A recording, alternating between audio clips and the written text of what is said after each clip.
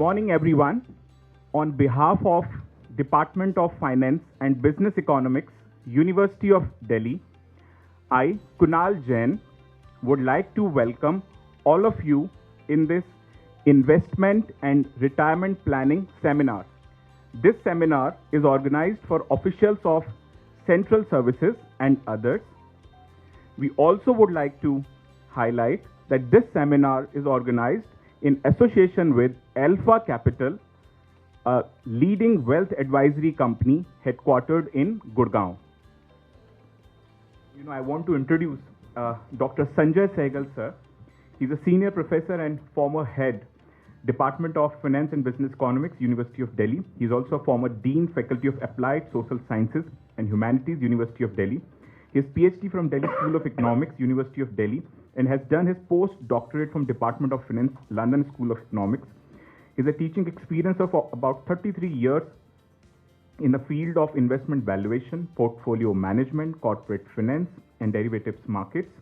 Professor Sehgal has written 2 books, completed 12 major research projects, and published 167 research papers in reputed journals.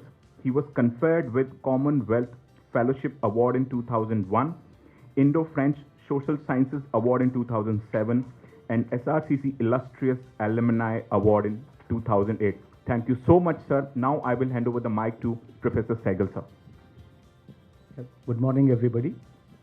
Can you hear my voice clearly? Yes. Yeah, okay. So let me start. We can cut all the fields because Professor Manish has given a very apt introduction, both of the speakers here as well as the area which we are talking about. Why are we over here today? See, basic thing is that despite my almost out of 33 years of active career, 25 years in very active research in finance, where we have been advising people on portfolios, unfortunately, I never gave the time to my own self to advise my own portfolio. I'm being very frank. I mean, you won't believe it that half of my funds would be managed by my wife because we don't have time. But lighter side ahead, actually there are 2 serious issues even with professionals, and I would at least term myself as a professional on the investment side. One is the part that we are not able to track the investments regularly because data is coming so quickly and in so many forms. And it's very difficult when you're working on a profession that we get time because it's good 14, 16 hours of our own work. So of course we also solicit help, but within a range because we know what our contours of investing are. So my objective here is quickly to give you the landscape of investments because then there are experts over here. They should tell you that once this is the landscape, how are you going to work out your strategies or what should be the framework for investment and retirement planning. I think it would be better for us to listen from the experts who are doing it day in, day out. But it's also important that tomorrow many of us actually look at financial newspapers or look to business headlines, and some of the professional terms or the jargons they use, sometimes we don't relate ourselves to those terms. So I very simply or in a non-mathematical way just want to give you a landscape of what we are seeking in markets, and then I think Mukesh and Akhil can take over. Can we start? So we start with very basics as to, and that's what I ask my students also. What are we looking for in markets actually? And broadly, when we look at in a debate of 20 minutes, 30 minutes, people are coining out different ideas. This is what we could actually put out. This may not be an exhaustive list, but by and large, it is our assessment of our needs in the market. So we're obviously, all of us are looking for some profits, some returns. We call them as profits, returns, yields, and they take many forms. It could be in the form of a regular income. It could be in the form of a reinvestment, like what he was quoting Albert Einstein, the power of compounding. Because if you're reinvesting, obviously your money is going to multiply much faster. We're also looking at some capital gains or losses or capital profits. Predominantly, we are looking at capital gains. We may end up with losses. This is all the return side. So it excites me. But I have worries because in this process of chasing these returns, I am putting my safety of capital on stake. Because if I put my money, what is the possibility that I lose my money? I also have problem of inflation. I want to hedge inflation because it's a worrisome thing, and at least I want to keep my purchasing power intact. I also want to do a tax planning that even if I get high returns, if bulk of it gets taxed, it doesn't pay me off on a net tax basis. And finally, I'm looking for liquidity. Because of uncertainty in my life and my events, I want to market out these assets, so at the right time when I need the money, actually it should be available to me quickly and at minimum loss of value. Next. See, what is your prime objective? Prime objective, obviously, in a crude sense, is wealth maximization. I have a specified wealth in my hands. It could be in the marketable form, like what's my wealth if I start looking at myself as an individual. It is, of course, starting with me, myself. My wealth is myself. I am a laborer, basically a labor contract with the university. So my salary is going to contribute to my wealth, my pensions, which I'm accumulating, any other investments which I'm accumulating, my house, because my father has put my name into it, my family jewelry. All this is my wealth, my consumer durables, my cars. So broadly, I have an idea what my wealth is, what my objective is, to maximize it, or at least enhance it. And how do I do it? Because neither am I comfortable in mathematics. I'm talking about a layman. I'm quite comfortable in mathematics. But nor do I know the whole investment landscape. So how do I plan it out on my table to actually create more wealth? But I know simple rules. Profit, as I told you, excites me. I am happy because any high creation of profit, returns is adding to my wealth. But I have a worry because any volatility in achieving these returns creates worries, because the same fears I told you on the risk side, that I may lose value or safety of capital. Typically in financial markets, we define risk in a standard way, and there is a term which we use which is called beta. Now, for some of you who know it, it's great, and for some of you it may be, it's a Greek term. But moment you open any company website or financial newspapers where there is data about companies, the first number we look at is the beta. What is the beta? Beta is a measure of the risk of the firm. Okay, what is that risk? From my perspective as an investor, the only risk I am associated with is how volatile is this stock's returns vis-a-vis the market index. Say Nifty or Sensex, if it goes up or down, how is this stock behaving? And so we give a number to every stock. Say, for instance, if there's a beta of 1.5, it will excite me because it's an aggressive stock. What it means is that if market goes up by 1%, historically what we have seen is that this company's share price or changes by 1.5%. So it will lead the market. But if the market falls, the same stock is likely to fall by 1.5%. So we will categorize these stocks as aggressive stocks or high beta stocks. Cyclical stocks will be close to 1. That is, industries which move cyclically with the economy, their betas will be somewhere around 0.9 to 1.1. Defensive industries like food industries or your drugs and pharmaceuticals, because I would be consuming drugs and pharmaceutical products as well as my staple food, even though there is inflation or there is a recession. So these companies are normally defensive stocks, where betas will be typically in the range of 0.4, 0.6, 0.7. And then the most exciting part is negative beta stocks, which I've not mentioned here. Negative beta stocks are stocks which are moving against the market. Say, suppose a stock has a beta of minus 0.5. How do I read it? That if market goes down by 1%, this particular stock will actually go up by 0.5%. So we are looking for stocks which are counter-cyclical to the market movements, and some of these stocks tend to satisfy these properties, particularly in case of growth firms. And therefore, you would find when you go to Financial Times newspapers, they also sometimes publish a small list every day, which is called a negative beta list. To put it short, this is the first number to assess the risk. We look at the beta of the stock to get an idea what type of stock is it. Is it what type of industry it belongs to, and what must be the operating or what we call as business and financial risk profile of a company. Next, obviously, if I have a number called beta, what do I do with this beta? Basically, if there is no risk, do I have the right to demand a risk premium? Logically, no. In the absence of risk, all that I can demand is the risk-free rate of return, which compensates me for the real growth of the economy plus the inflation. Something which we would look on treasury securities like the government bonds. Means they should compensate me for the real growth plus the anticipated inflation. Normally, they don't do so, which I'll show you later. Then where does risk crop in?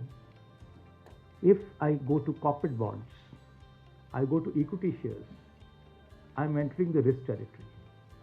Automatically, I need a markup, a return which is extra compared to what the government bonds will give me. What is the fair assessment of that risk? Premium. How much extra do I need logically? Simple thing is that if I want to buy, say, oranges in the market, how do I calculate the value of the orange? My mother tells me buy 6 oranges and each orange is 5 rupees. How does the mind calculate? The mind calculates that 6 rupees, say 6 oranges multiplied by 5 rupees, I have to pay 30 rupees. That's the fair price. And same is the logic in financial markets. I need to know the price of risk and I need to know the quantity of risk. Like I knew the quantity of oranges. The quantity of risk is termed as beta. That's why the focus on beta. For every stock, its risk quantity is its beta.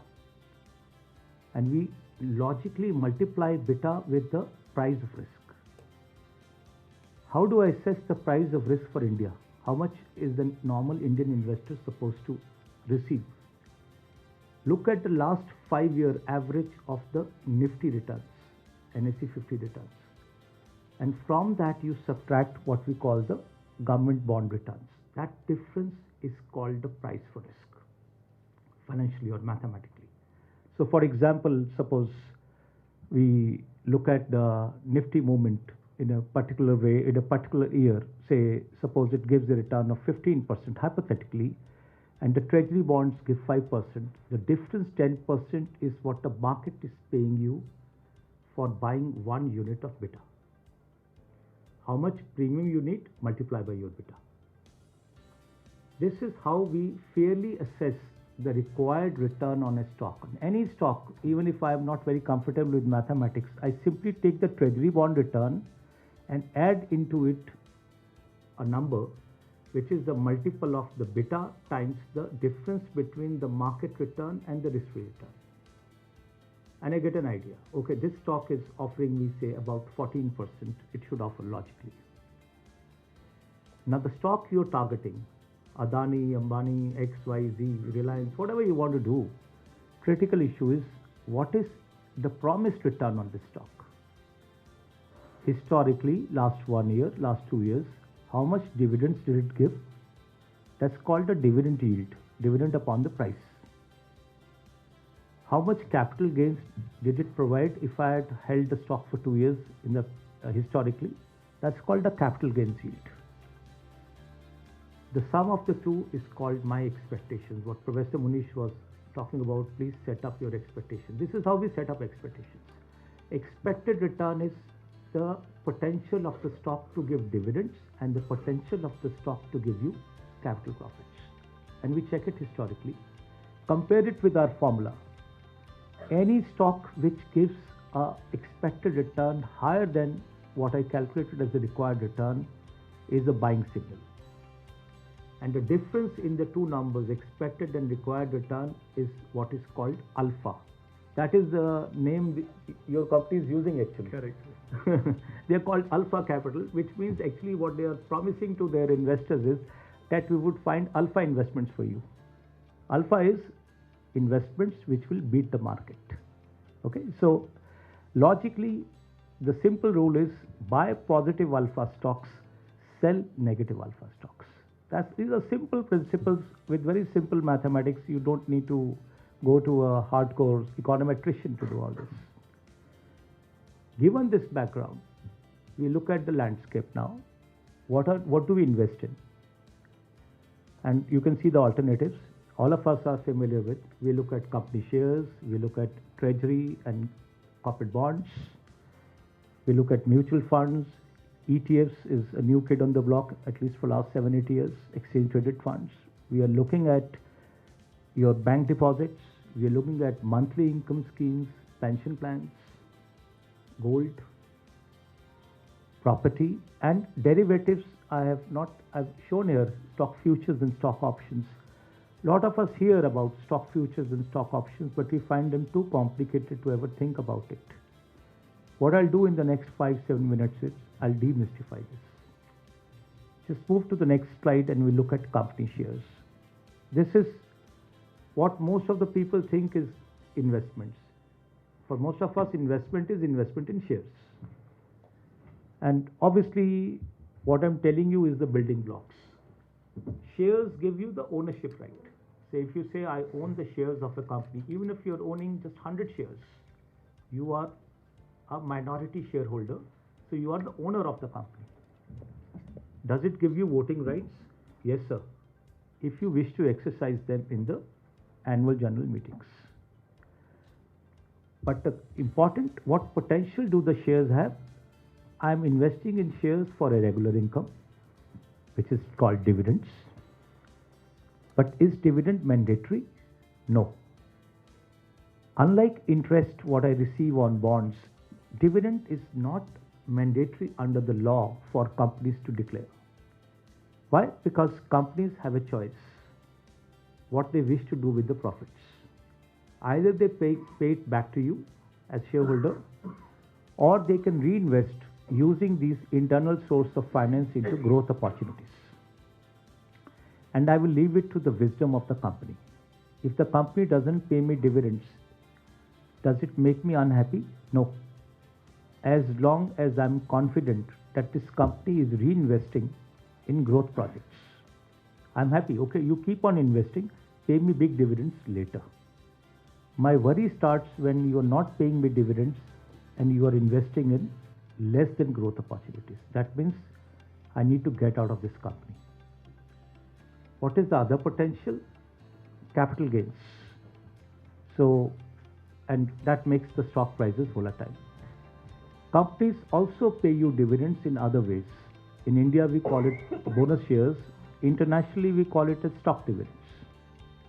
Okay, how is the stock dividend different from the cash dividend? Company wants to conserve cash.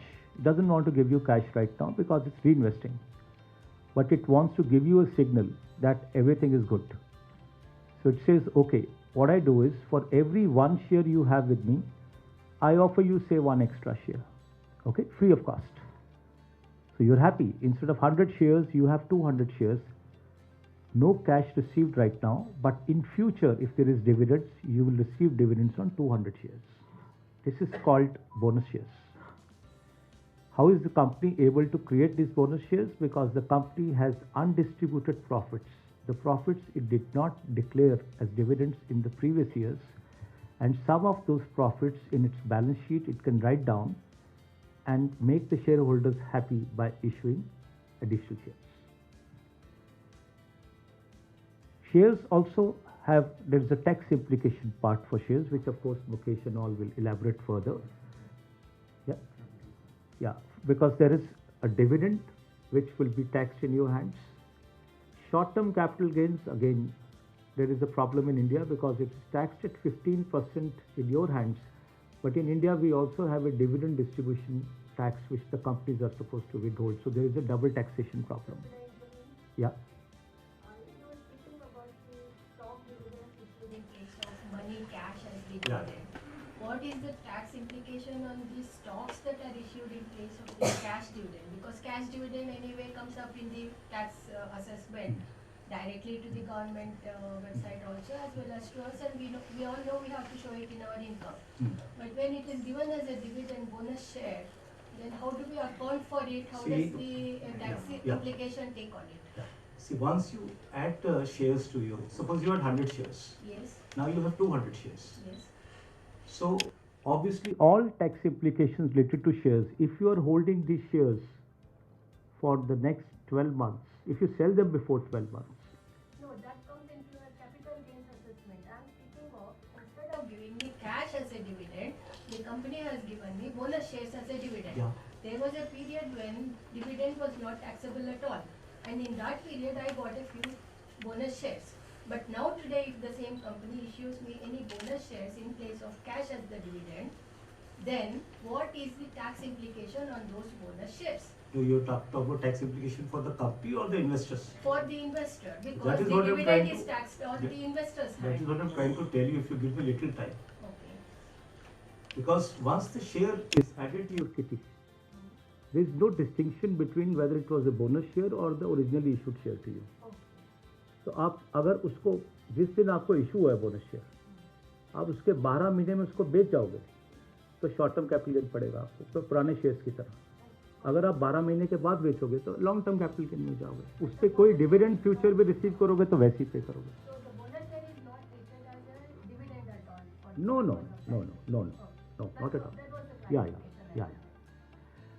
So long-term capital gains obviously are more sober because they are 10% without indexation, and therefore it makes sense generally for investing in shares and also for equity funds, which they will advise you, that try to hold for more than 1 year. Means intraday or speculative buying selling, if you can avoid, you can avoid. अब तो taxes थोड़े rationalize हो गए फिर भी 15%, but the issue is कि I think you should elaborate कि companies also have a dividend distribution tax, no? Yes. So which means कि companies भी hold कर रही हैं, आपके हाथ में भी charge कर रहे हैं actually. Just move next, sir. And we look at the treasury bonds. Share characteristics. This is based on my research actually. I'm not giving you any mathematical numbers right now, but trust me, we have worked on good 20-25 years of data on all NSE listed stocks, and certain trends we have observed. The first trend is small company shares always give higher returns on a risk adjusted basis than the large company shares. You would like to know, sir, what is small, what is big, because small is also very risky. So the small I'm defining here is basically something different. We call it as small and big, or SIB. What is small and big? There are roughly about 1800 listed NSE shares, out of which 150 to 200 are in trouble because SEBI, they're under suspended for trading or otherwise. Effectively, if you look at the universe, there are about 1600 odd actively traded shares. Not actively, but traded shares. The universe we refer to is the top 500 in terms of market cap. In 500 shares को अगर आप उठाओगे ऊपर के, और इसमें एक phenomenon हमने observe किया जो मैं पहले बता रहा था कि 451 से 500 शेयर्स जो है by ranking, and this could be different in each year. पिछले 20 साल में अगर आप इसको कंपाउंड करते जाइए तो ये क्या रिटर्न दे रहे होंगे, आपको कोई अंदाजा है? I don't know any finance, I don't know any mathematics, no mutual funds. I simply know that I just rank stocks on a particular number and pick up a particular chunk of stocks, hold them this year, next year I rank them and keep on rolling it. The returns we talk about is 6%, 8%, 12%, something which is very speculative, 16%, 18%. The return this chunk of the market is giving for 20 consecutive years is approximately 4.8% per month. 4.8% is approximately, आप लेके चलिए 55%, compounding कर दीजिए थोड़ा और, 55% annualized return year to year basis for 20 consecutive years. तो boss यहाँ क्या कर रहे हो आप? क्लासेस पढ़ानी नहीं चाहिए, हमें तो यही काम करना चाहिए sir, Mukesh. Absolutely. And that's why I was telling Mukesh ki we are trying to plan with them and design a strategy called small case, which we'll try to put very soon for public crowdfunding also if you want to do it. But small amongst large do great performance. Low price to earning stocks beat high price to earning stocks. This is not my finding. This is what Warren Buffett, everybody, the top funds do actually. More profitable firms obviously outperform less profitable firms. And the stocks which do best in the last 6 to 12 months, always you will find continue to do best in the next 6 to 12 months. This is what we call as momentum. India market has a very strong momentum. China is a different story. China is contrarian. The best becomes the worst. So I'm not saying this is a universal rule, but particularly for the markets we have studied, particularly for India, we have found a very strong momentum, which is what was also accounted for in the US.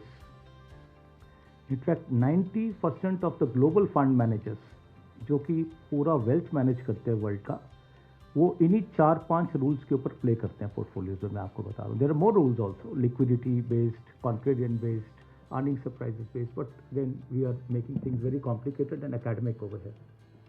But broadly अगर इन 3-4 rules पे आप algorithm को right कर रहे हो, you will find that you are able to create sustainable alphas.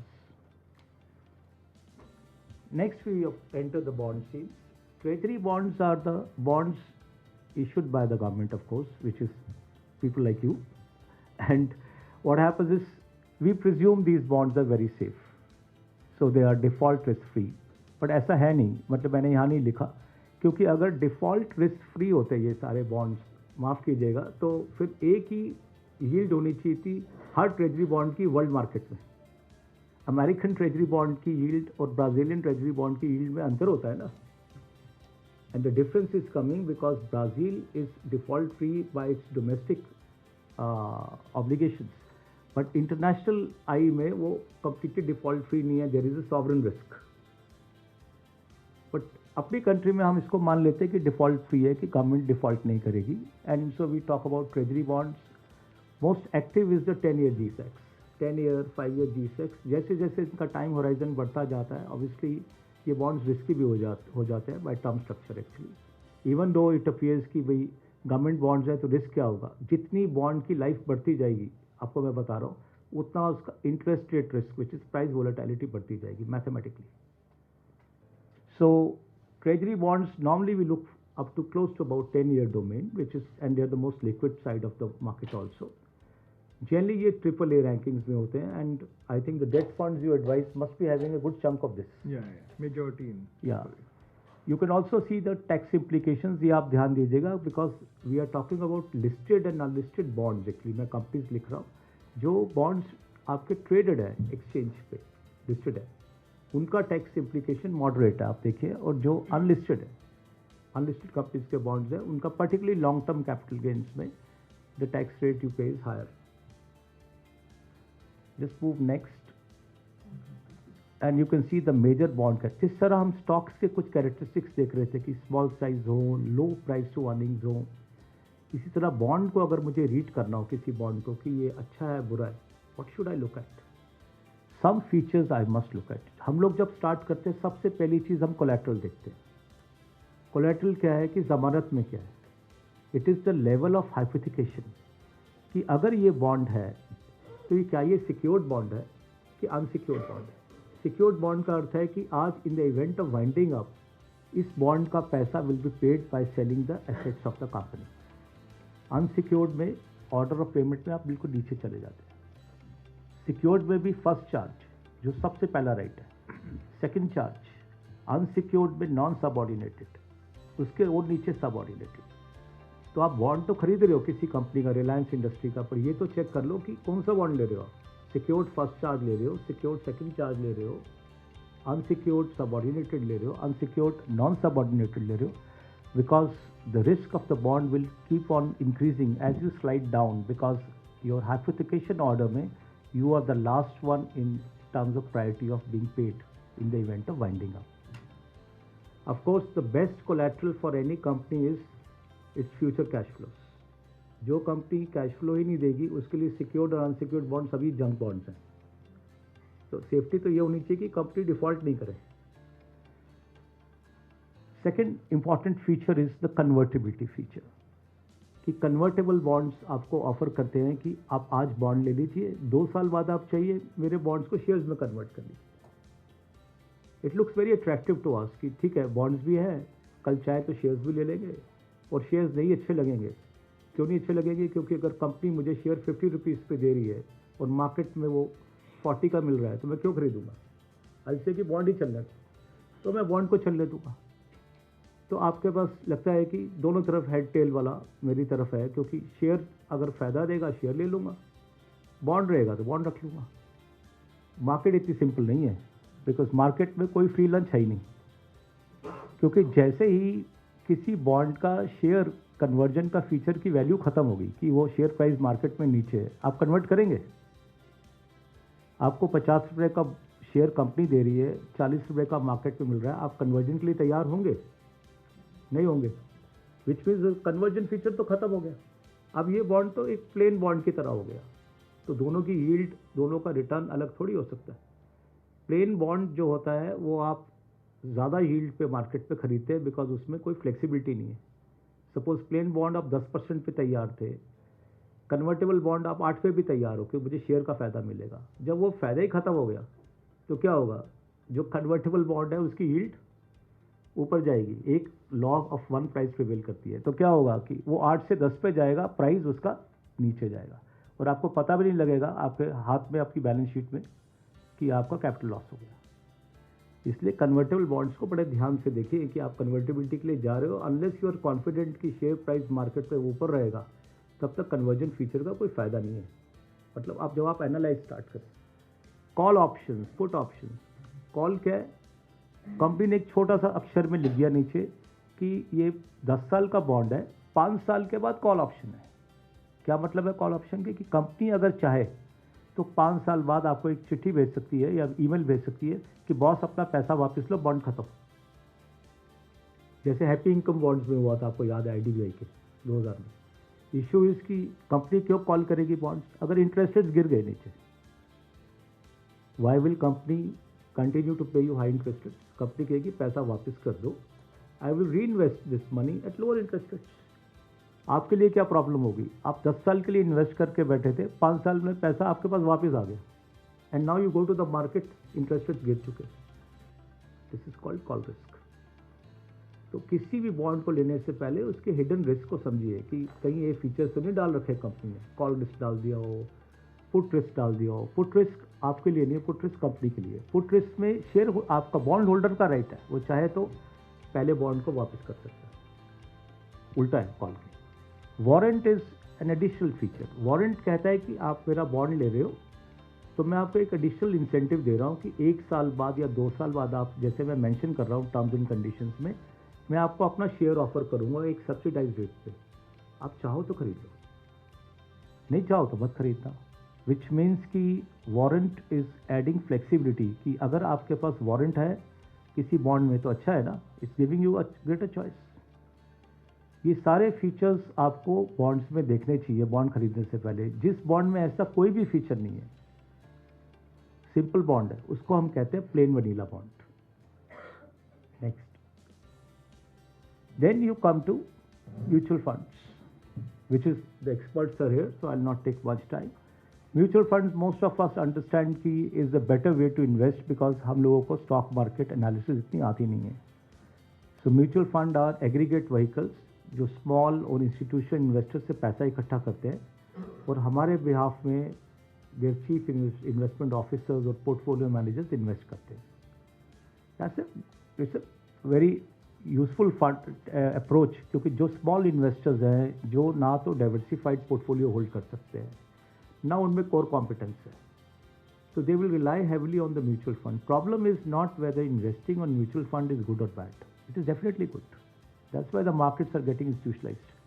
Problem is which mutual fund. एक अच्छे म्यूचुअल फंड को एक बुरे म्यूचुअल फंड से मैं कैसे डिस्टिंग्विश करूँ, जो ये लोग बताएंगे, क्योंकि बल्क ऑफ द एडवाइजर्स आपको म्यूचुअल फंड के लिए एडवाइस करते हैं।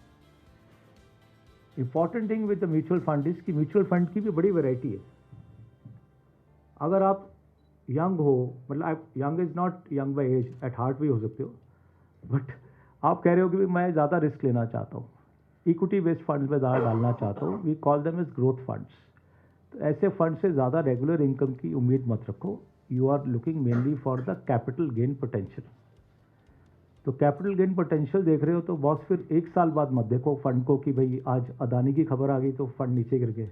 कम से कम 5 साल लेके चलो. मेरे म्यूचुअल फंड दे रखे हैं, मैं इनसे NAV पूछता भी नहीं हूँ रोज. 5 ईयर्स के बाद देखेंगे, क्योंकि 5 ईयर्स में market will go through the full cycle. उसके बाद देखते हैं क्या रिटर्न आता है.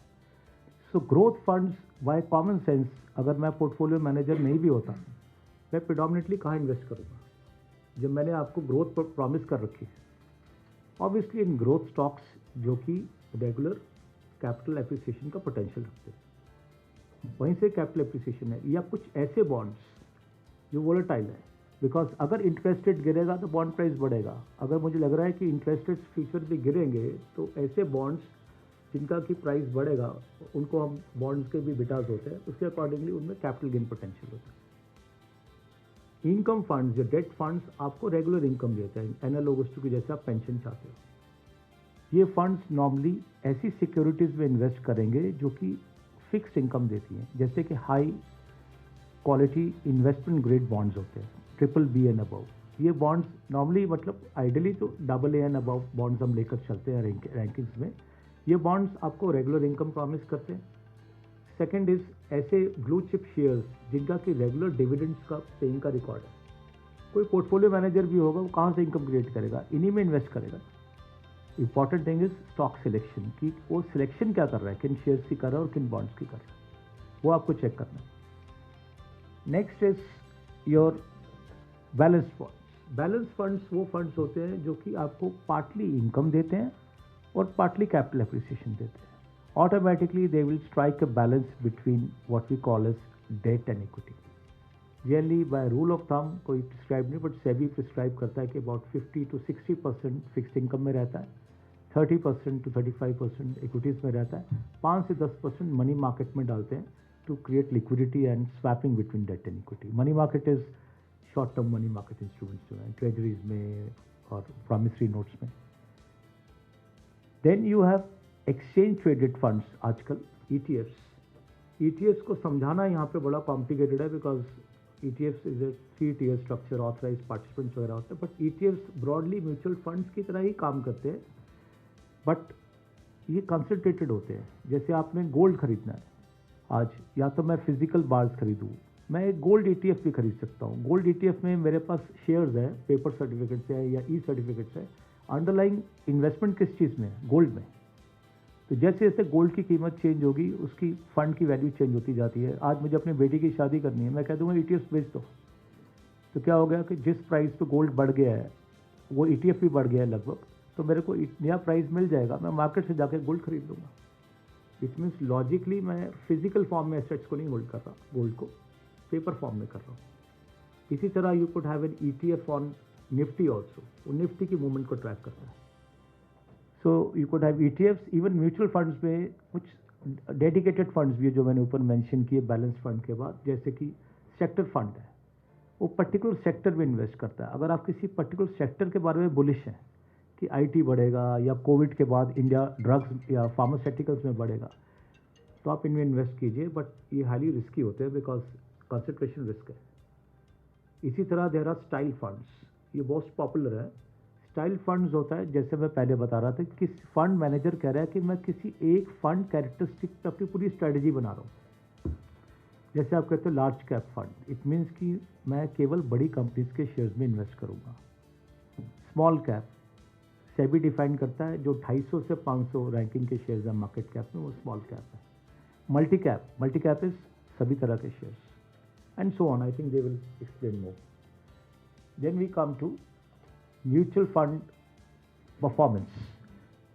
ये किसी लेमैन को, आप लोग भी, जैसे मार्केट में कोई आपको म्यूचुअल फंड्स के बारे में बता जाता है, कोई रिलेशनशिप मैनेजर, आप एक बार उस फंड को गूगल पे खोलिए, फंड अपने आप ये डेटा देना शुरू कर देगा फंड का. आपके लिए सारा कुछ ग्रीक होगा, शार्प रेशियो क्या है, ट्रेनर रेशियो क्या है, छोड़ दीजिए उससे मैथमेटिक्स को, बट कॉमन सेंसिकली समझ लीजिए कि शार्प रेशियो और ट्रेनर रेशियो दो ऐसी रेशियोज है जो कि किसी फंड के रिटर्न पोटेंशियल को बताती है रिस्क के एडजस्टमेंट के बाद, कि रिस्क एडजस्टेड बेसिस पे इसका रिटर्न पोटेंशियल क्या है. अगर ये रेशियो मार्केट इंडेक्स जैसे निफ्टी है, निफ्टी के इंडेक्स की रेशो से अधिक है, इसका मतलब ये फंड मार्केट को हरा रहा है। तो जब हम फंड को चूज करते हैं, ऑफ कोर्स एडवाइजर्स एडवाइस करते हैं, बट एट आवर लेवल हम पहली चीज चेक करते हैं कि शार्प रेशो हेल्दी होनी चाहिए। निफ्टी की भी साथ में आती है, निफ्टी से कंपेयर कर लेते हैं कि निफ्टी की 1.2 है, इसकी 1.5 है, इसका ये फंड टिक लगा देते हैं। ट्रेनर रेशो फिर टिक लगा देते हैं कि बेटर है। अल्फा जो पहले डिफाइन किया था, अल्फा पॉजिटिव है इस फंड का, वो बता रहे हैं, टिक लगा देते हैं। तीनों नंबर पॉजिटिव है, इसका मतलब ये मार्केट से बेहतर परफॉर्म कर रहे हैं। इसके बाद we are also looking at its past historical return, trailing 12 महीने का रिटर्न इसका क्या रहा निफ्टी के हिसाब से, और पिछले 5 साल का, बिकॉज मैं 5 साल का नॉर्मली होराइजन लेके चलता हूँ आगे, तो 5 साल का रिटर्न क्या रहा। अगर ये मोटे मोटे सारे नंबर पॉजिटिव है निफ्टी के हिसाब से, इसको मतलब ये फंड वर्थ कंसिडरिंग है। जैसे ये मुझे 5 फंड देंगे तो मैं उसमें से इन 3 को टिक कर दूंगा कि बॉस इनकी डिटेल्स दो मुझे आप, इसका फंड मैनेजर कौन है, फंड मैनेजर की हिस्ट्री क्या है, कौन कौन से फंड में रहा है, फंड के अंदर किस किस सेक्टर्स में पैसा लगा रखा है उन्होंने, सेक्टर का पोजीशन क्या है, यूएस स्टॉक्स भी है या खाली इंडिया डेडिकेटेड फंड है, वो चीज़ें उसके बाद स्टार्ट करते हैं हम। This is the preliminary investigation of the fund from our research. Okay, sharing with you, ये 3 हमने इंपॉर्टेंट चीज़ें देखी फंड्स के बारे में। जितने स्मॉल साइज फंड्स हैं, मतलब एसेट्स अंडर मैनेजमेंट जिनका रिलेटिवली छोटा है, वो नॉर्मली बिग साइज फंड से बेटर अगले साल के रिटर्न देते हैं। मतलब small size funds give better performance than big size funds. जिनकी नेट एसेट वैल्यू कम है वो बेटर देते हैं आपका वर्किंग में। तो कुछ बेसिक रूल्स है जो ओल्डर फंड्स, जिन फंड्स की एग्जिस्टिंग हिस्ट्री लंबी है, हमने फाइंड किया कि उनकी परफॉर्मेंस बेटर आती है क्योंकि वो एवरेज आउट हो जाती है over time. These are the basic ground rules we follow, mathematically proved, but of course details I will leave it for them. Fixed deposits is we are very familiar with. हम FDs में डाल देते हैं, but FDs मैं recommend नहीं करता because FDs में पैसा पार्क लिक्विडिटी के लिए ठीक है, बट FD की टैक्स इम्प्लीकेशंस आपको मालूम है क्योंकि आप अपने हाथ में अपने स्लैब के टैक्स देते हो। इससे अच्छा तो आप किसी लॉन्ग टर्म डेट फंड में डाल दो और 3 साल के लिए होल्ड करो, बिकॉज डेट फंड में लॉन्ग टर्म कैपिटल गेन्स 3 साल के बाद डिफाइन होते हैं and your tax implications will go down. So with complete safety, अगर आप AAA डेट फंड्स जिनमें AAA बॉन्ड्स हैं, they are as safe as fixed deposits, 3 साल होल्ड करते हैं, टैक्स के बाद your yields will be much higher. I think they should throw more light. And of course then we come to the monthly income schemes, PPF, pension plans. इसमें PPF और monthly income आप बहुत normally समझते हैं। Pension plans में government ने restriction लगाई है लास्ट अक्टूबर से, आपको आइडिया होगा 5 लाख से ऊपर अब आप पेंशन में कंट्रीब्यूट नहीं कर सकते सालाना, पहले अनलिमिटेड था। नहीं GPF में बता रहा हूँ, विच मीन्स कि आज की डेट में एट माई लेवल, मेरा एडिशनल सेक्रेटरी का लेवल है, तो आप सोच लीजिए कि 42,250 से ऊपर तो मैं महीने का जमा नहीं करा सकता, मैं तो 1.5 लाख कराने को तैयार था। Where does the extra 1 lakh go now each month and cumulative for my life of the career? This is why this seminar is being held now. Actually the idea is कि as a government servant हम लोग बड़े खुश थे, but not me because हम लोग तो investment जानते हैं कि ठीक है एक्स्ट्रा पैसा है, प्रोविडेंट फंड में पार्क कर देते हैं, GPF में उस पर बैंक डिपॉजिट में पार्क कर देते हैं, रिटायरमेंट के आसपास सोचेंगे। That's not a case now. Even as a working professional or a working person right now, मेरे पास इमीडिएट समस्या, my wife is also professor, तो 2 लाख रुपया महीना या 3 लाख रुपया महीना मुझे आउटसाइड PF पार्क करना है, which is not a less amount, 36 lakh रुपया साल का है। तो ये पैसा मैं किस में डालूँ, इक्विटीज़ में डालूँ, म्यूचुअल फंड्स में डालूँ, सेफ भी रहे, यील्ड्स भी ठीक रहे। गंदी बातें हैं नहीं बिकॉज हमारी नहीं बिकॉज नॉर्मली गवर्नमेंट सर्वेंट्स में ना, I am not government servant, despite lot of knowledge risk appetite हमारी लो होती है actually, that is why it is important. Just coming to the या स्टॉक फ्यूचर्स वगैरह आप स्किप कर दो सर, कॉम्प्लेक्स होगा यहाँ पे, छोड़ दो 15-16। Gold you can understand, gold I am very bullish. बहुत लोग सोचते हैं कि गोल्ड के कई तरीके इन्वेस्ट करने के, आप फिजिकल फॉर्म में भी कर सकते हो, ETF में कर सकते हो, गोल्ड बॉन्ड्स में कर सकते हो, पेपर फॉर्म में in the form of gold bonds and gold ETFs, it is better than physical form में आप अपने घर में रखो। पर गोल्ड का हमारी स्टडी है, आप इकोनॉमिक सर्वे आप लोग निकालते हैं, 2013 में मेरी और सर की स्टडी है, आप इकोनॉमिक सर्वे में देखिएगा, जब ये अरुण जेटली जी ने बाद में गोल्ड बॉन्ड्स लेके आए थे, वो हमारे पेपर की रिकमेंडेशन पे थे, क्योंकि द इशू इज़ की अंडरस्टैंडिंग ये थी कि इंडियन इन्वेस्टर मूर्ख बहुत है, गोल्ड में इन्वेस्ट करता है। हमने उसमें ये लिखा था कि इंडियन इन्वेस्टर सबसे समझदार है क्योंकि वो गोल्ड में इन्वेस्ट करता है। क्योंकि किसी चीज़ की अच्छाई या बुराई कहाँ से स्टार्ट होगी? गोल्ड के 3 फीचर्स है। जब हम रिटर्न्स में देखते हैं, गोल्ड रीजनेबल रिटर्न देता है। लास्ट 2 साल में मेरे पोर्टफोलियो में मैंने गोल्ड रखा हुआ है, 14% गोल्ड ने रिटर्न दिया है, किसी एसेट क्लास से नहीं दिया। Second is gold is the only asset जो मैं आपको बता रहा हूँ लॉन्ग टर्म कोरिलेशंस में जो कि निफ्टी के कॉन्ट्रेरी मूव करती है, नेगेटिव, आपके रिस्क को हेज करती है। Third is it is the best hedge against inflation. तो अभी मेरे पोर्टफोलियो में गोल्ड है, these people will vouch, gold ETF मैंने ले रखा है, और मेरे जब भी स्टॉक मार्केट्स में कैपिटल लॉसेज हुए गोल्ड ने उसको हेज कर दिया, because gold is very very sensitive to geopolitical risk. जैसे ही जियो पॉलिटिक्स में बदलाव आता है, नॉर्थ कोरिया एक मार देगा मिसाइल, वो रोज हर तीसरे दिन मारते हैं, और अगले और आगे और मारते जाएंगे वो। What happens is everybody goes towards safety, safety is US dollars and gold, सारा suddenly you will see the Russian gold prices. तो मेरे हिसाब से हमने एक सिमुलेशन एक्सरसाइज की थी कि 30% ऑफ आपका पोर्टफोलियो गोल्ड ETF में होना चाहिए हमारे हिसाब से, बट 30% ज़्यादा लगता है तो एटलीस्ट मैं तो 20% रखता हूँ अपना, and I am very happy. So gold is, I am not looking at gold as buying and selling जैसे स्पेकुलेटिव गेन्स लॉसेस के लिए, क्योंकि वो तो 3 साल तो आप फिर भी होल्ड करो लॉन्ग टर्म कैपिटल गेन के लिए, but otherwise I am not looking at gold as a family jewellery की डॉटर की शादी के लिए चाहिए होगा, वो पहनती भी नहीं है। I am looking at gold as a pure investment.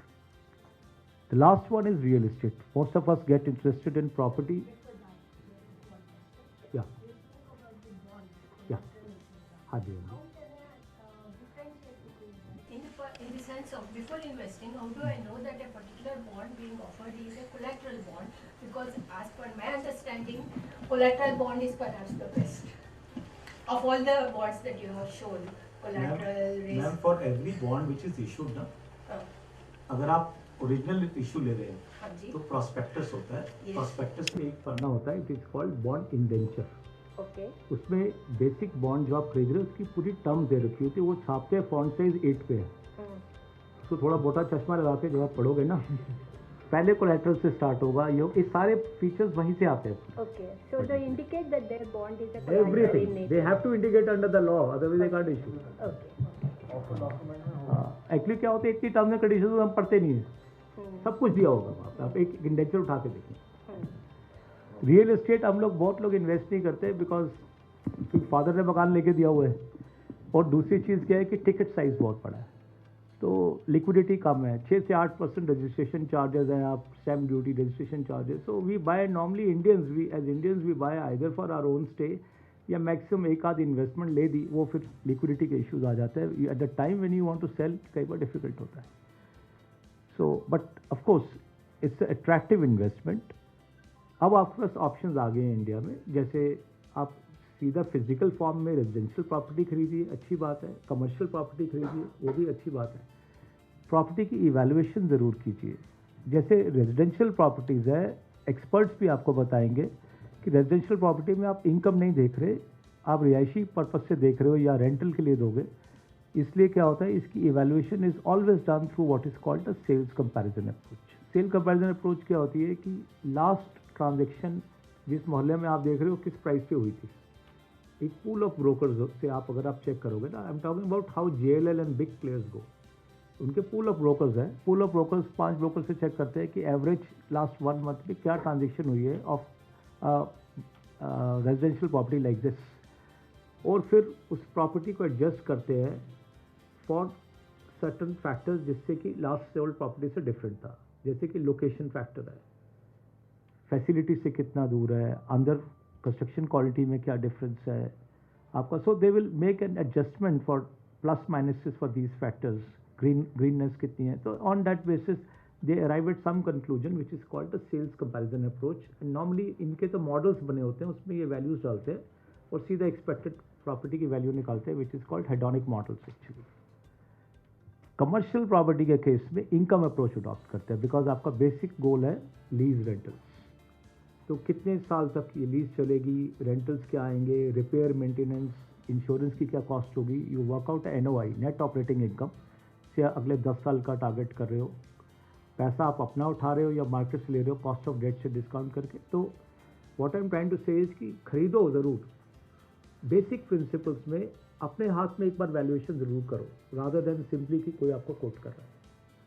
और अगर आप प्रॉपर्टी अब फ्रैक्शन फॉर्म में खरीदना चाहते हैं, सपोज आपके पास इतने पैसे नहीं हैं कि हर जगह फिजिकल प्रॉपर्टी पार्क कर दे, इंडिया में 2 ऑप्शन हैं इस टाइम। एक है REITs, real estate investment trust, India में अभी सिर्फ एक ही है, एम्बेसी ब्लैकस्टोन का।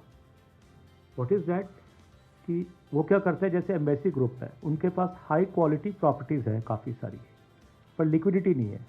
उन्होंने क्या किया, एक स्पेशल पर्पस व्हीकल क्रिएट किया है, SPV, सारी प्रॉपर्टीज़ उसको ट्रांसफ़र करती है, ठीक है।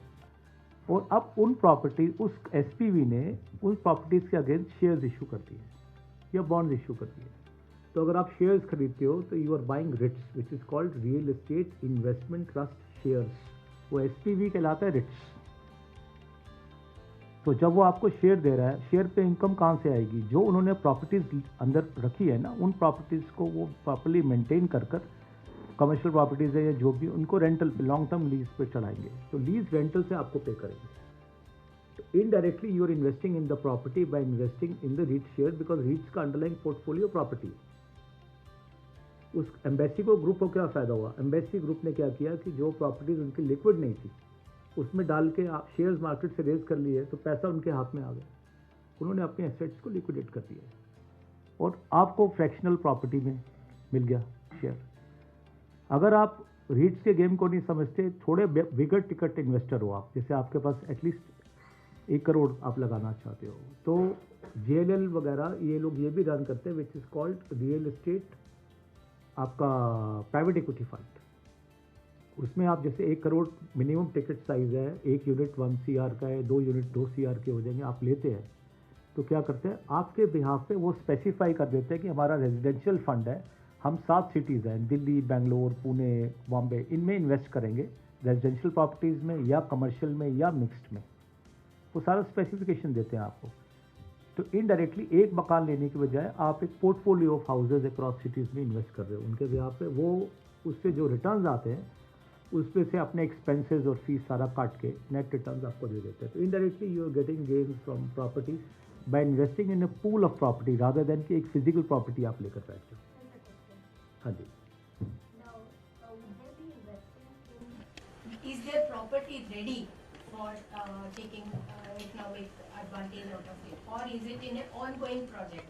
If it is an ongoing project, these investments, there is a big risk because the time taken for them to complete the project is never satisfied by any real estate operator. And when people go against that property developer to the courts, they get hefty interest. बिल्कुल ठीक है ma'am. So in such cases, what is my hedging? वो बता रहा हूँ आपको। Okay. सबसे पहली हेजिंग अपनी बुद्धि है क्योंकि रेरा के आने के बाद चीज़ें थोड़ी इम्प्रूव हुई हैं। जब आप लेते हो ना, डॉक्यूमेंट में उन्होंने स्पेसिफाई कर रखा है कि जो हमारा प्राइवेट इक्विटी ये जो फंड है, ये 2 तरह के फंड्स हैं। एक स्पॉट फंड्स है। स्पॉट फंड का मतलब है कंप्लीटेड प्रॉपर्टी में डाल रहे हो। Okay. आप ज़्यादा रिस्क नहीं लेना चाहते, Yes. तो आप उसमें फंड में डालिए। वो बता रहे हैं कि हमारे ये सिटीज़ हैं, इनमें हम केवल वो प्रॉपर्टीज़ जिसमें कि कंप्लीट हो चुकी है, लाइसेंस रजिस्टर्ड होकर अब मतलब यूनिट्स बिक रहे हैं, उसमें कर रहे हैं हम। फॉरवर्ड प्रॉपर्टीज़ वो होती हैं जो आप कह रहे हैं, जो unit link construction link plan है, वो अलग है। These are more risky funds, return अधिक देते हैं। आप अधिक रिस्क लेने को तैयार है तो आप उसके लिए ऑप्ट कीजिए। It is like you are buying more risky shares. वो चॉइस आपके पास है। आपने कहा ना कि मैं उसमें रिस्क है, तो आप कह दीजिए भैया मैं स्पॉट वाले में करूँगी, फॉरवर्ड में नहीं करना चाहती। They are making products for different risk category investors. आप कमर्शियल में करना चाहते हैं, कमर्शियल वाले पे ले लीजिए। आप रेजिडेंशियल पे करना, रेजिडेंशियल वो स्पेसिफाई कर रहे हैं, वो पूरा स्पेसिफाइड होगा कि रेजिडेंशियल भी बॉस कहाँ पे, वो कह रहे हैं 7 सिटीज़ में है, दिल्ली, देहरादून, ये हमने आइडेंटिफाई किए ग्रोथ पोटेंशियल से। तो आपको ठीक लगता है असेसमेंट में तो आप कीजिए।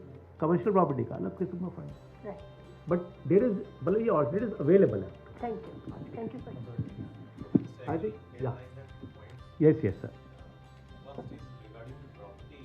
Now property can be classified into built the property or the land?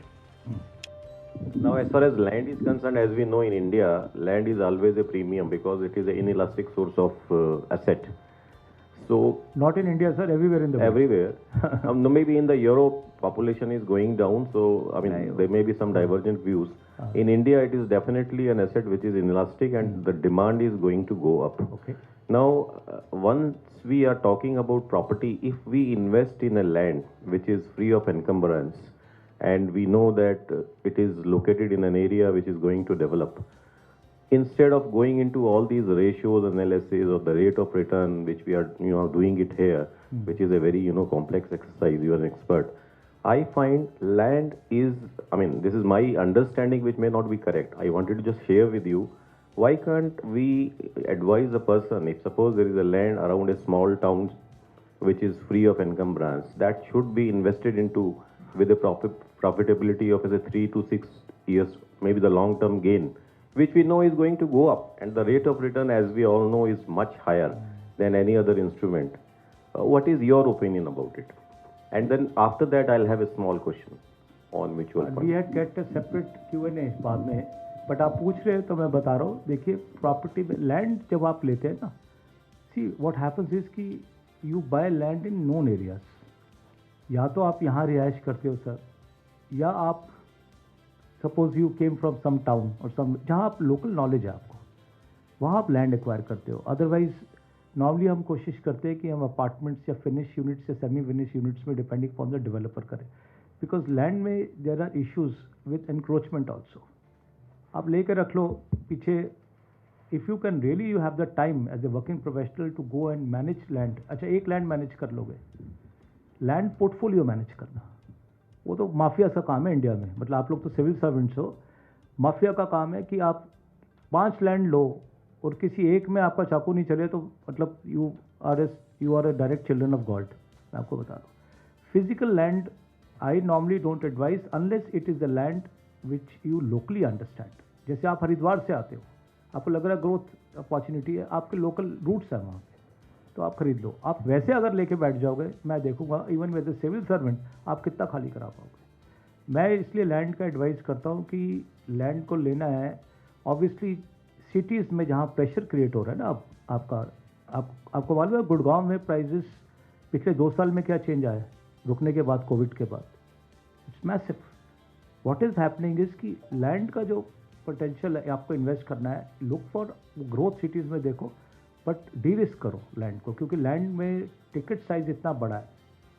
Ideal would be कि अगर आप ये स्मॉल अपार्टमेंट्स, क्योंकि वो सर्विसेबल अपार्टमेंट्स होते हैं, ह्यूज प्रॉपर्टीज ह्यूज लैंड्स में लिक्विडिटी का बड़ा इशू है. So just to cut it short, अगर आपको प्योर लैंड में इन्वेस्ट करना है तो वहाँ इन्वेस्ट कीजिए जो आप इसमें नोन एरिया जहाँ आपको लोकल नॉलेज है, and somebody can take care of your land on your behalf. Otherwise you will be in trouble. दूसरा ये है कि ये जो आपको मैं जो एक रियल एस्टेट फंड्स बता रहा हूँ ना, ये जो प्राइवेट इक्विटी है, नॉट डेट कि आई एम देयर ब्रोकर और एनीथिंग, मैं तो एज ए सब्जेक्ट एक्सपर्ट बता रहा हूँ. इनमें से कुछ के ऐसे भी प्रोजेक्ट्स हैं जो सिर्फ लैंड में इन्वेस्ट करते हैं. तो उस केस में क्या है कि लोकल सारी मैनेज करना, नॉलेज करना, टैक्स करना उनका काम है. आप तो ये देखो कि आप लैंड में डालते हो लैंड पार्सल्स में, तो मैं आपके साथ इन्वेस्ट कर लेता हूँ and you will have a variety of land parcels. End of the day you are looking for risk adjusted return. आपका पर्पस रिटर्न है या लैंड हासिल करना है, क्योंकि land is the most difficult of all assets to manage India in particular. Thank you. Small question, mutual fund. I just wanted to know what is the difference between Sharpe ratio and Treynor ratio. I mean, what are these ratios? ऐसा होता है कि हम risk की 2 परिभाषा देते हैं. एक होता है टोटल रिस्क. टोटल रिस्क का अर्थ होता है कि स्टॉक प्राइस या फंड के प्राइस ऊपर नीचे जाता है, ऊपर नीचे बढ़ना इस वोलाटिलिटी, इसको टोटल रिस्क कहते हैं. जब हम रिटर्न को टोटल रिस्क से डिवाइड कर देते हैं तो वो शार्प रेशियो कहलाती है. इस टोटल रिस्क के 2 हिस्से होते हैं. एक हिस्सा होता है कि आप जब ऊपर नीचे जाते हो, कोई शेयर ऊपर नीचे जाता है तो 2 कारणों से जाता है. एक, it's movement with the market, जिसे बीटा कह रहे थे हम. मार्केट ऊपर जाएगी तो आप भी ऊपर जाते हो, मार्केट नीचे जाएगी आप. अगर मार्केट आज 0% रही, आप तब भी चेंज करते हो.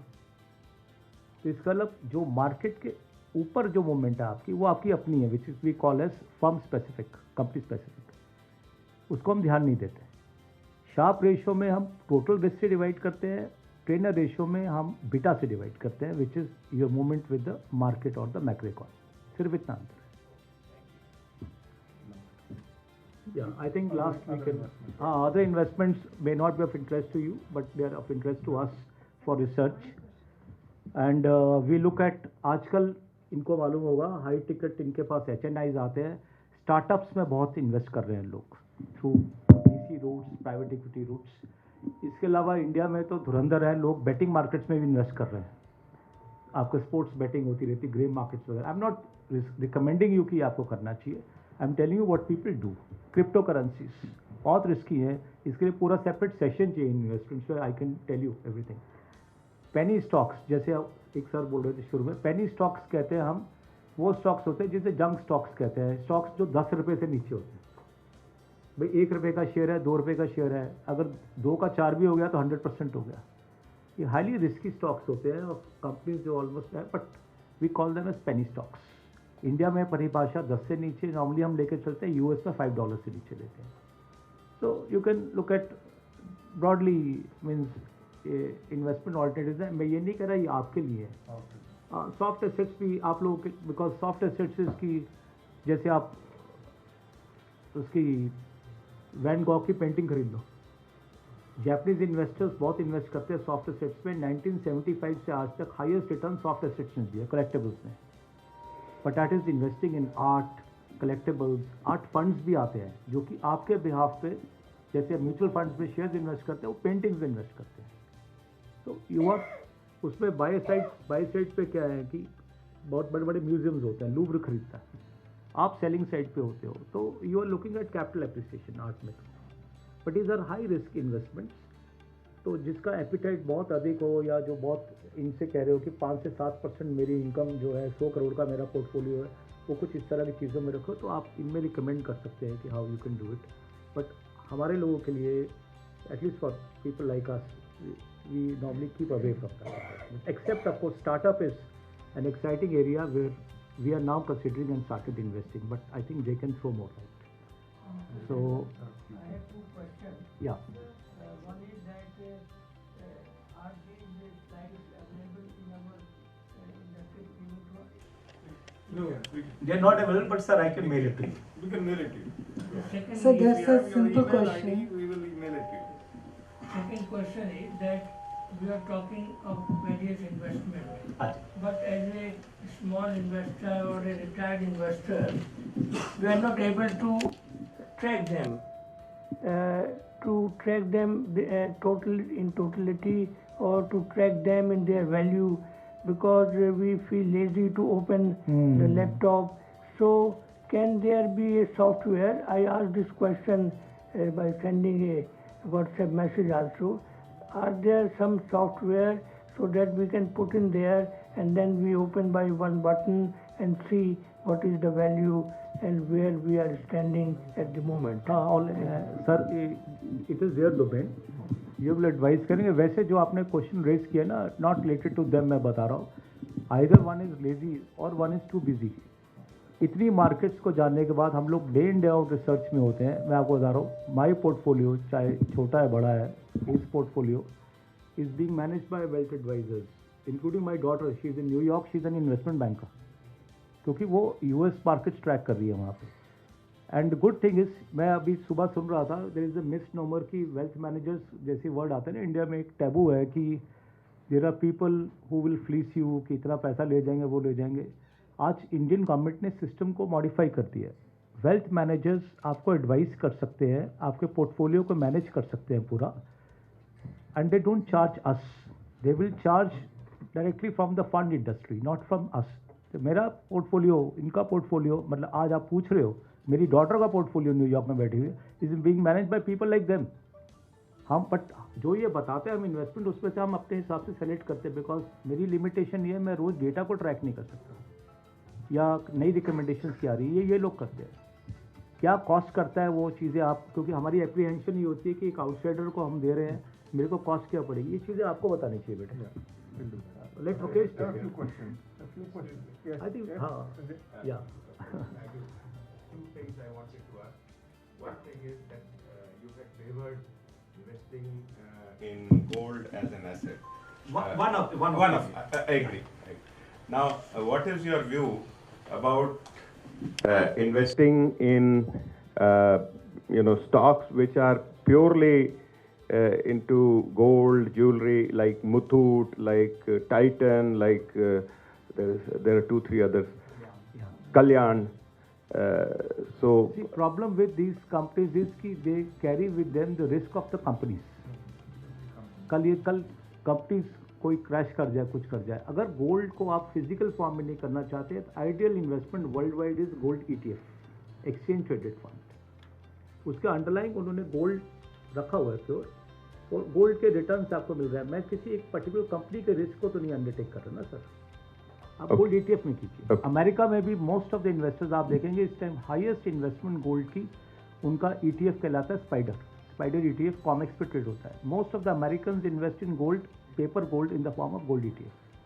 So thank you. I agree with you. Gold is a very good asset to invest in. But I don't invest in gold companies. Okay, thank you. My second thing is about, I carry forward from where my earlier participant asked you, that regarding the investment advisors, the wealth advisors, is there a regulatory body? Because many times we get stuck. I will take the example of real estate. There were so many real estate projects launched in Noida, and so many investors or buyers invested in them, and then they were left high and dry. Which year, sir? 2000, before RERA. Yes.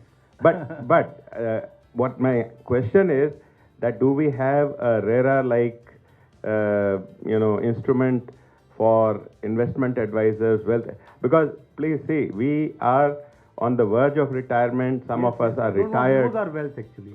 Where do we go for redressal in case the investment advisor has not given us proper advice, or he has misled us by showing us some very good returns and not advising us about the risks associated? We are at that point of our age where we have to reduce our risk as well as take care of all the other objectives which you and the other professor had highlighted earlier. Sir, at any time, at any part of age, in any case, we don't have money to lose to crooks.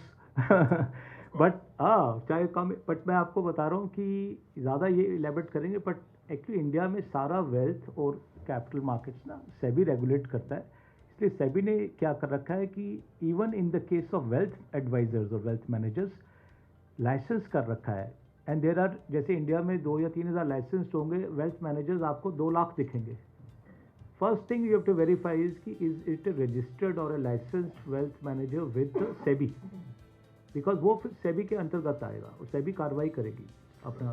SEBI की oversight की वजह से तो supreme court बीच में नहीं, देखिए वो सेबी की जो ओवरसाइट है ना, सुप्रीम कोर्ट कहता है हम करते हैं लाभ.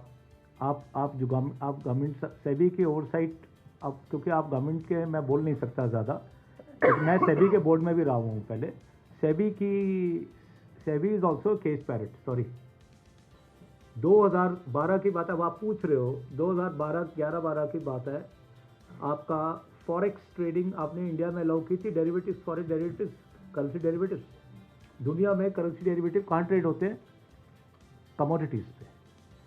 अमेरिका में करेंसी डेरिवेटिव ट्रेड होते हैं आपका CME पे, शिकागो मार्केट एक्सचेंज. इंडिया ही एकमात्र ऐसी कंट्री आउटसाइड ब्राज़ील भी स्क्रैपलेस है, बिल्कुल अनस्क्रैपलेस है, जिसने स्टॉक एक्सचेंज पे अलाउ किया करेंसी ट्रेडिंग को. मान सकते हैं आप, क्योंकि NSE का प्रेशर था. You didn't want to give it to NCX, and then the matter went to the competition commission of India. मेरा आर्टिकल है, आप देखिएगा इन बिजनेस लाइन हिंदू उस टाइम, उस पर हमने we hit to the root actually कि क्यों आप इसको स्टॉक एक्सचेंज को क्यों दिया, कमोडिटीज को क्यों नहीं दिया. मीन्स इंडिया में बहुत सी चीज़ें होती हैं जो लॉजिक को डिफाई करती हैं. तब भी सेबी सोया रहा बिकॉज आपने प्रेडिक्टिव प्राइसिंग अलाउ की फॉरेक्स ट्रेडिंग की.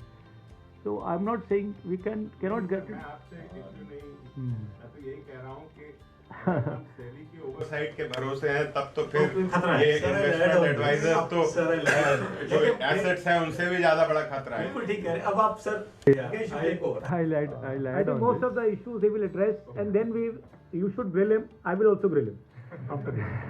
क्योंकि मेरा भी तो पैसा तुम रख के बैठो भाई, बोलो। Yeah, it's an important point, sir.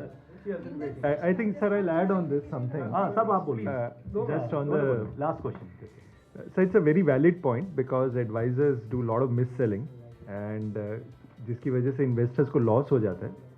But let me tell you, people don't exercise this. Like we are SEBI registered investment advisor.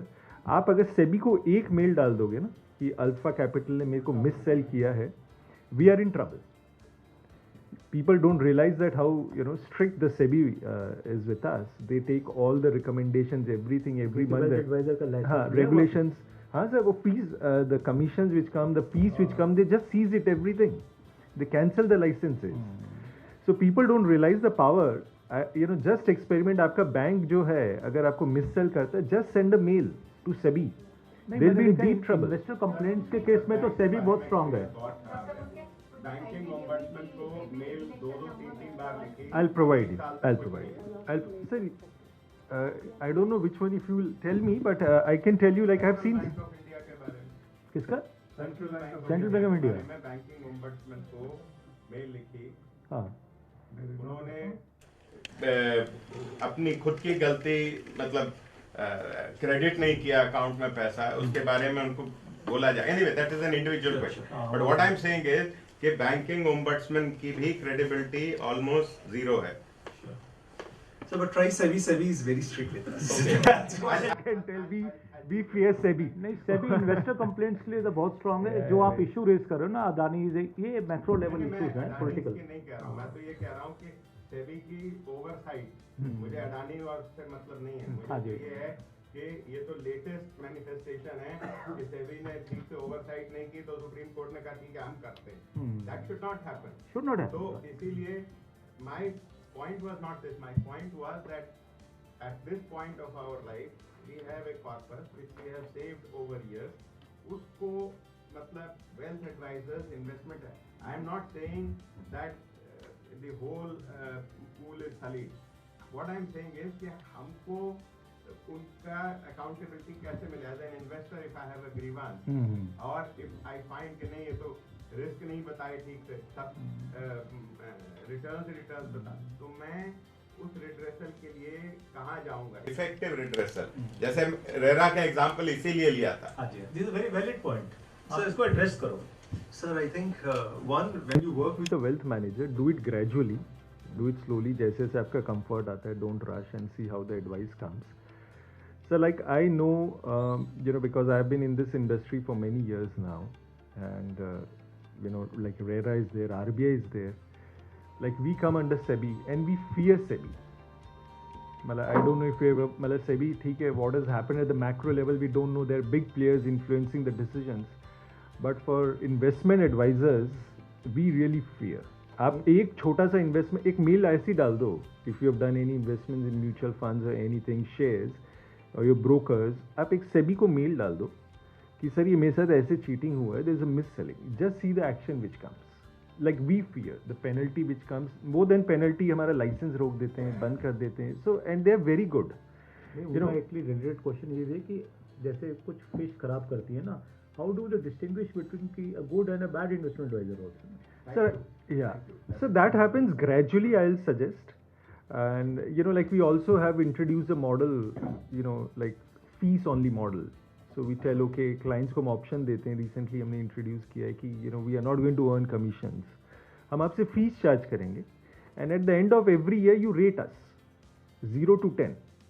अगर आप हमारी सर्विस से खुश हैं, हमें 10 दीजिए और हमें पूरी फीस दे दीजिए, डिस्कस हुआ. If you're not happy, give us 0 और 0 फीस दो.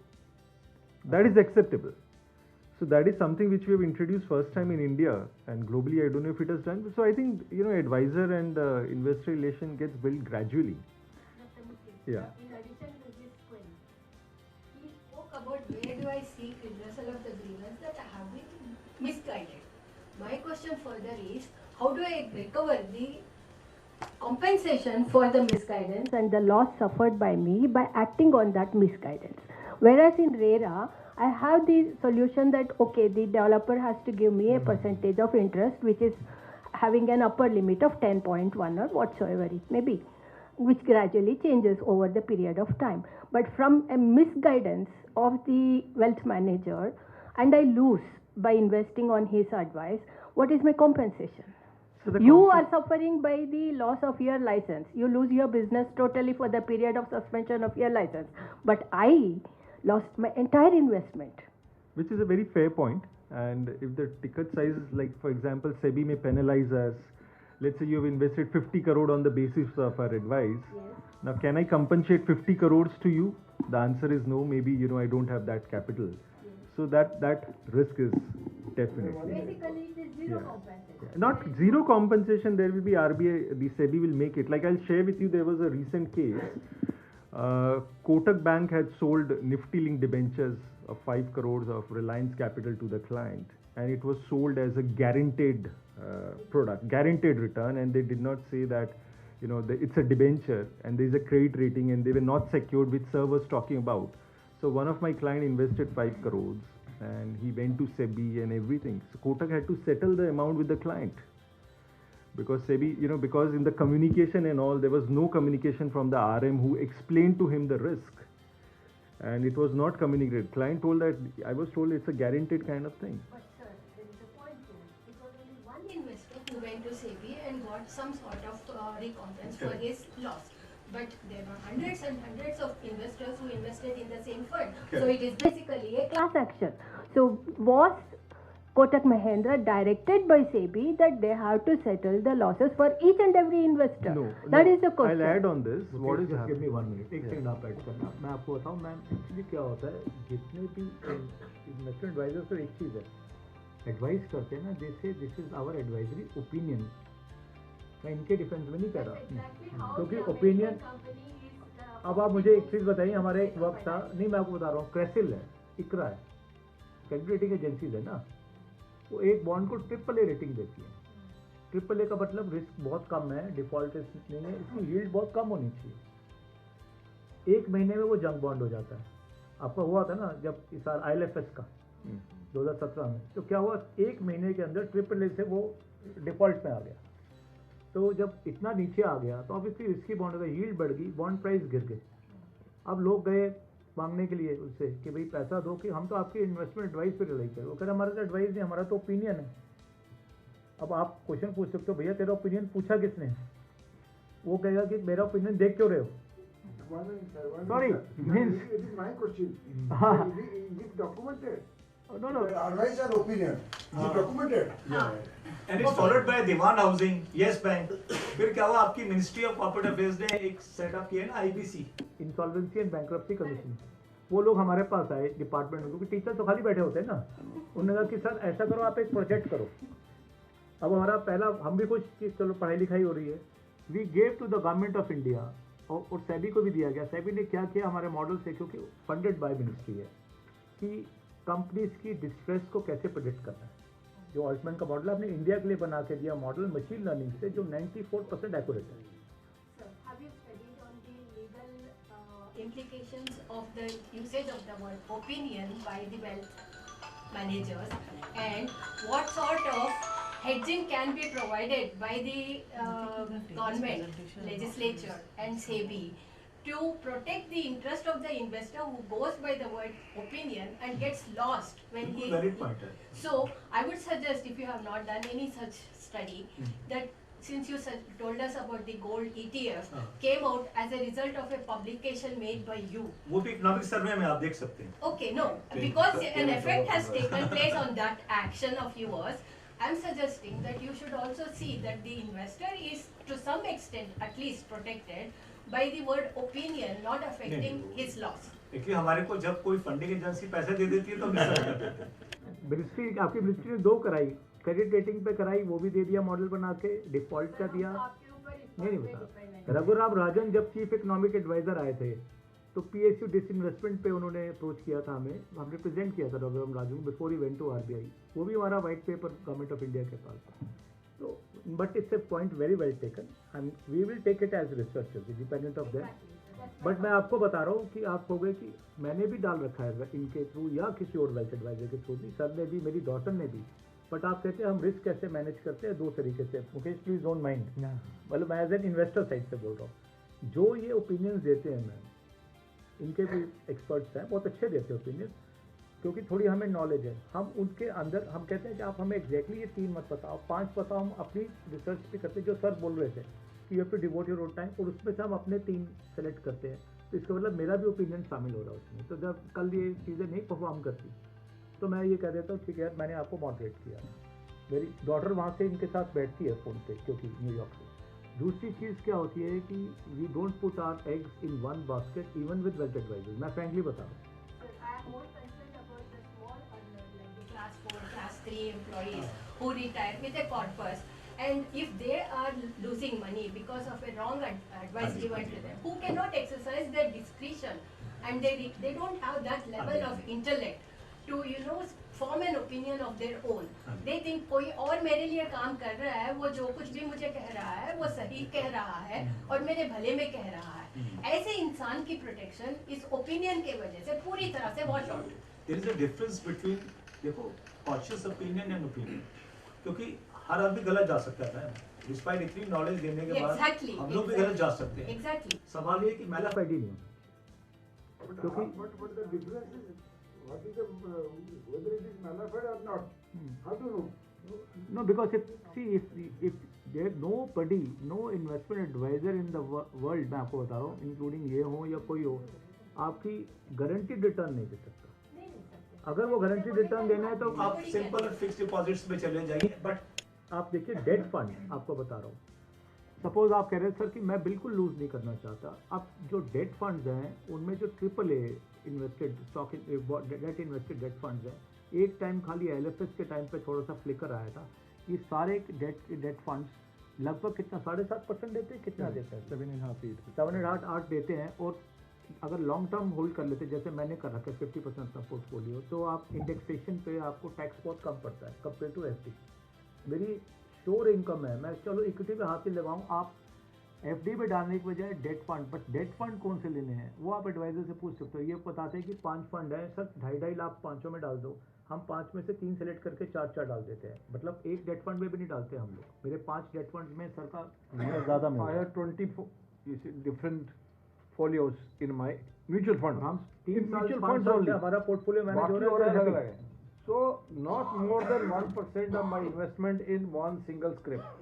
कभी भी Straight away. नुकसान की तरफ 1% ही तो है. आपको सारा डूब गया. रिस्क एपिटाइट नहीं है तो आप डेट. अब हम जो पोर्टफोलियो में आपको बता रहा हूँ, जैसे मैंने 50% डेट फंड में डाला है, सारे AAA होने चाहिए.